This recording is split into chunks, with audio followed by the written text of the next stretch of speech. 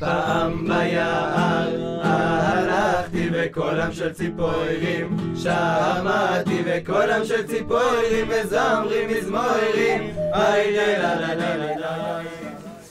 For generations, religious thinkers have been asking themselves the question, why is it that the righteous suffer and why is it that the wicked prosper? According to Rabbi Yochanan in the Gemara in Brachot, Daf Zayin, Moshe Rabbeinu in this week's Parsha asks that very question when he utters the words, Hodi'eni na et drachecha, God, show me your ways. Says Rabbi Yochanan, Amar lefanav, what Moshe was really saying was, Ribono she'olam mipnei ma yesh tzadik v'tov lo, v'yesh tzadik v'ra lo, yesh rasha v'tov lo, v'yesh rasha v'ra lo. Why is it that the righteous suffer and the wicked prosper?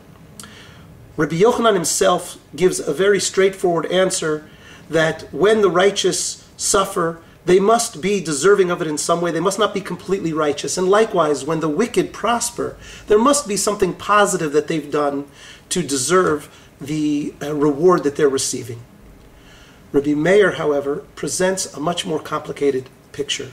The Gemara tells us that Rabbi Meir disagrees with Rabbi Yochanan. Pliga de Rabbi Meir, de Amar Rabbi Meir, Shtayim natnu lo v'chat lo natnu lo, that one of the requests that Moshe made in this week's Parsha was not answered.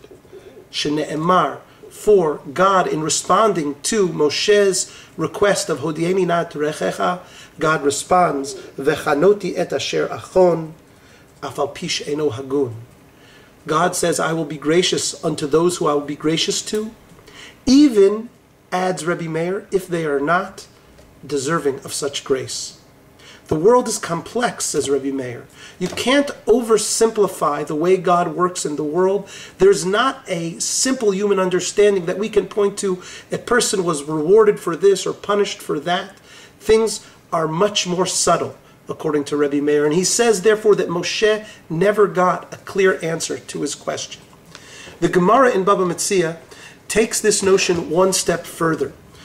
There, the Mishnah tells us there is something called ona'at dvarim. There is persecution in this world that can come just from someone's words.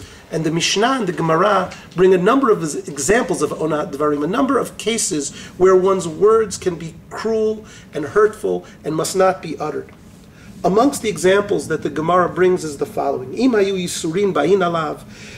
Imayu chala'in ba'in alav. If a person was suffering, if a person was sick, or a person's children had passed away, al yomarlo, it's forbidden to say to such a person, kederech sha'amrulo chaverav shel Iyov, to respond the way that Job's friends did.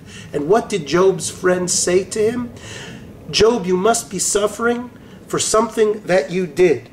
They said, miu naki avod, is there anyone who's clean of sin who yet suffers and perishes? There isn't anyone like that. Says the Gemara, this is something that is forbidden to utter to someone who is in pain.